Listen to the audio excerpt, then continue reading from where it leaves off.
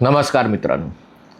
राणीचं साम्राज्य, ज्या साम्राज्यावरचा सूर्य कधी मावळत नाही अशी ख्याती होती, त्या साम्राज्याची आता एखाद्या महापालिकेसारखी अवस्था झालेली आहे. अर्थात ते साम्राज्य राणीचंही उरलेलं नाही, कारण राणीच्या निधनानंतर राजा सत्तेवर आहे. किंग चार्ल्स तृतीय हे ब्रिटनचे राजे आहेत, पण ब्रिटनच्या राजकारणाची धूळधाण झालेली आहे. भारतामध्ये जवळपास 30 वर्षाच्या आघाडी सरकारच्या प्रयोगानंतर 10 वर्ष भारतामध्ये भारतीय जनता पार्टीच्या नेतृत्वाखाली आणि स्पष्ट बहुमताखाली पंतप्रधान नरेंद्र मोदींचं सरकार कार्यरत होतं. 2024 साली स्पष्ट बहुमत मिळवण्यात भाजपाला अपयश आलं आणि त्यामुळे पुन्हा चर्चा सुरू झाली की पुन्हा भारतामध्ये बहुपक्षीय व्यवस्था अवतरली आहे का. पण त्यानंतर ज्या निवडणुका झाल्या, त्या निवडणुकात असं चित्र दिसायला लागलं की कदाचित पुढच्या 10 वर्षात भारतामध्ये एकच पक्ष उरेल, तो म्हणजे भाजपा. आणि अगदी ब्रिटनच्या इकॉनॉमिस्ट वगैरे वर्तमानपत्रांनी याचा धसका घेतला की हे भारतासाठी चांगलं नाही आहे, भारताच्या लोकशाहीसाठी चांगलं नाही आहे, एकच पक्ष कसा काय सगळ्या 22 राज्यांमध्ये सत्तेवर आहे. अर्थात त्याच्यामध्ये काही बाकीच्या पक्षांनाही काहीतरी विचारायला हवं, पण अर्थात तो आपला विषय नाही आहे. विषय साम्राज्याचा आहे, ब्रिटनचा आहे. कारण ब्रिटनमध्ये साधारणतः गेल्या आठवड्यात महापालिकेच्या निवडणुका झाल्या, स्थानिक स्वराज्य संस्थांच्या निवडणुका झाल्या. 136 महापालिकांसाठी, ज्याला काउन्सिल म्हणतात, तिथल्या 5036 जागांसाठी निवडणुका झाल्या.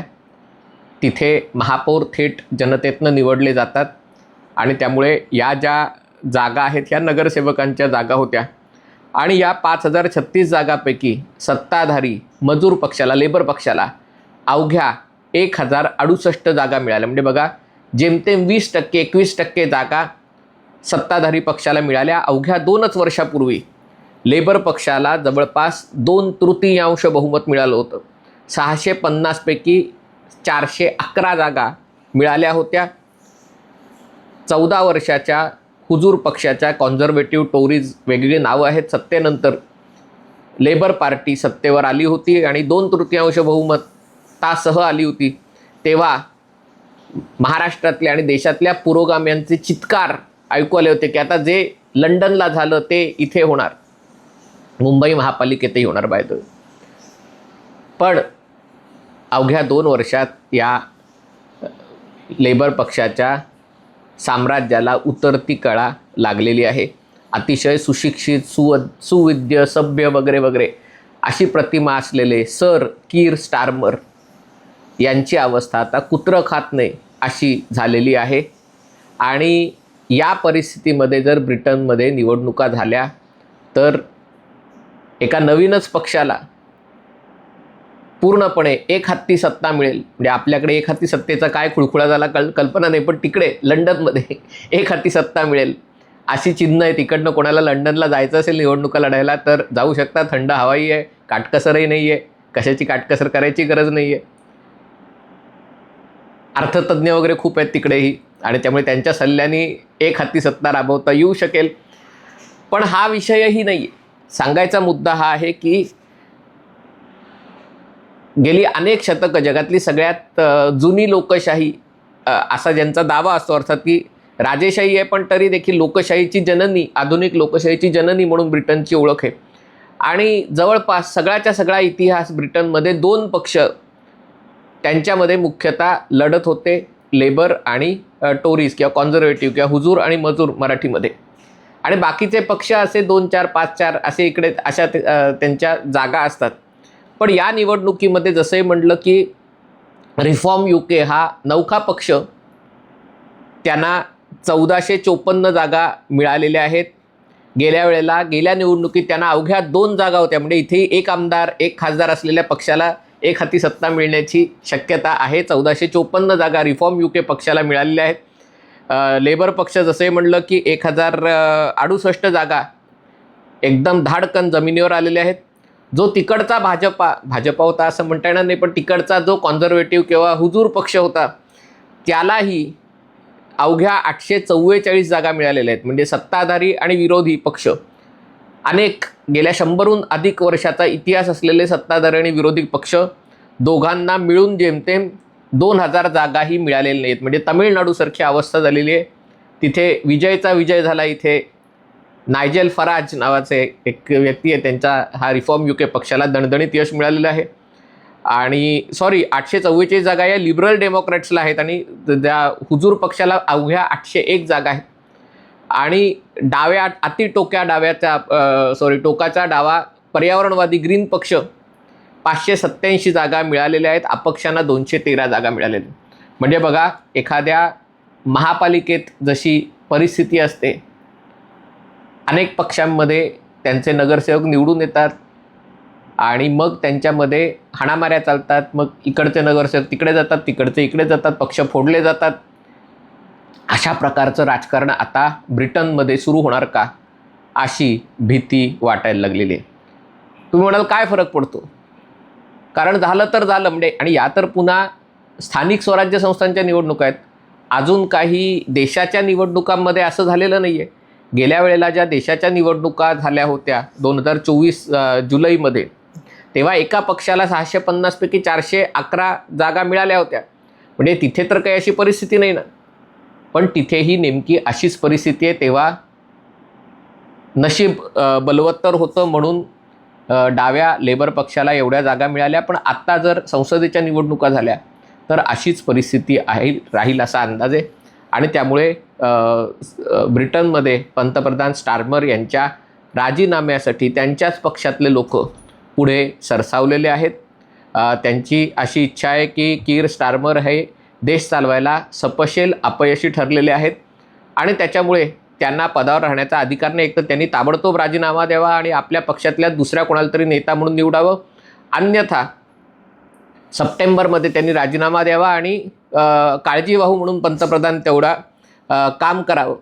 आता हा मी व्हिडिओ का करते लक्षात घ्या. आपल्याकडे 140 कोटी लोकसंख्येच्या देशामध्ये 543 लोकसभा सदस्य आहेत. म्हणजे एक लोकसभा सदस्य 20 लाख 30 लाख लोकांकडून निवडून दिला जातो.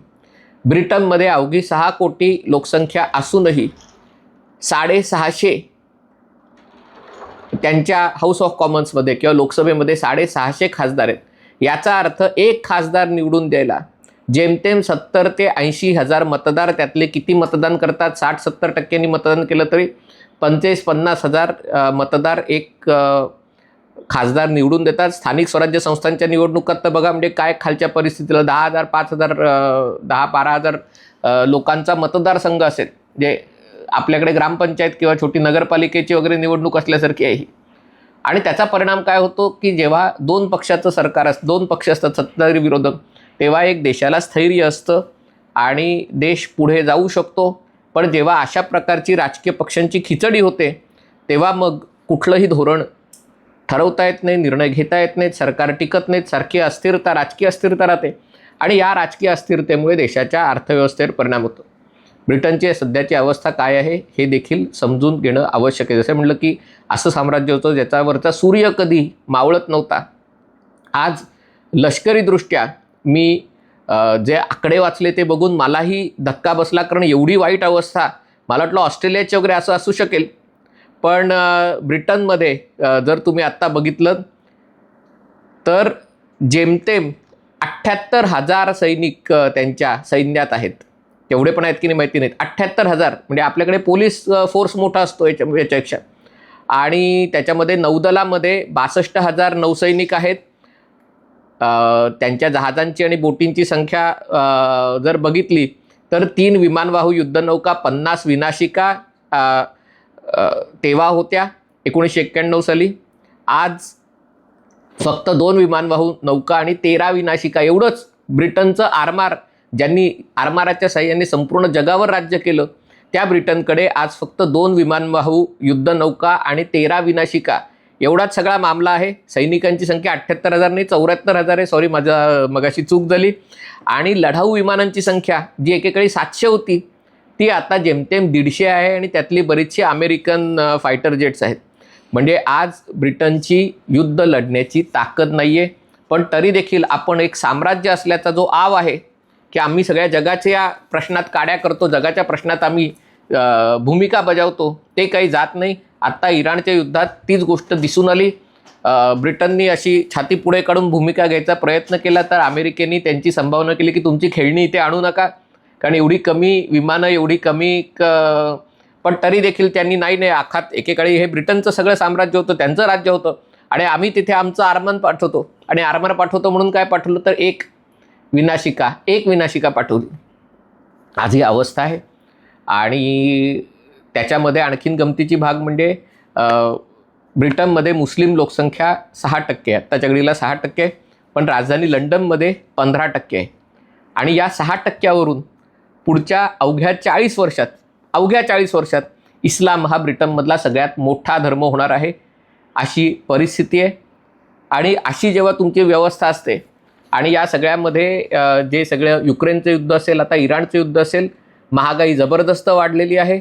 1,63,000 रोजगार गेलेले आहेत. म्हणजे काल जे शहाणपणा शिकवणारे राजकीय नेते बाहेर आले होते, मोदींना शहाणपणा शिकवत होते, त्यांनी यावर्षी सुट्टीला महिनाभर सुट्टी घालवायला जाताना जरा ब्रिटनच्या व्यवस्थेचा अभ्यास करावा आणि त्यांना वाटल्यास त्यांच्या सरकारला सल्ला द्यावा, कदाचित आपला पक्ष तिकडे लॉन्च करावा. तिकडे सध्या अशा प्रकारच्या पक्षांची खूप चलती आहे. हे जे नायजेल फराज आहे त्यांचा सगळा पक्षच बाहेरचे लोक आम्हाला नकोत, परप्रांतीय आम्हाला नकोत, परदेशीय लोक आम्हाला नकोत, या मुद्द्यावरच हा पक्ष एवढा लोकप्रिय झालेला आहे. आणि त्यामुळे अशी अवस्था ज्या ब्रिटनकडनं भारताला लोकशाही मिळाली, स्वातंत्र्य मिळालं, त्या ब्रिटनची आहे. स्थानिक स्वराज्य संस्थांमधल्या निकालातनं एक गोष्ट स्पष्ट दिसते की अनेक दशकं, अनेक शतकं 2 पक्षीय व्यवस्था असलेलं ब्रिटन आज बहुपक्षीय व्यवस्थेकडे वाटचाल करते.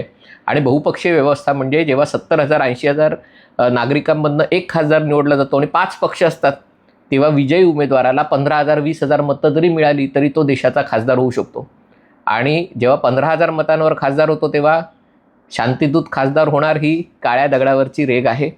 आणि त्यामुळे ब्रिटनचं भवितव्य, लोकशाहीचं भवितव्य अंधकारमय झालेलं दिसत आहे. हा व्हिडिओ आपल्याला आवडला असेल तर कृपया लाईक करा, शेअर करा आणि चॅनल सबस्क्राईब करण्याची विनंती. तुर्तास इथेच थांबतो. पाहत रहा MH48.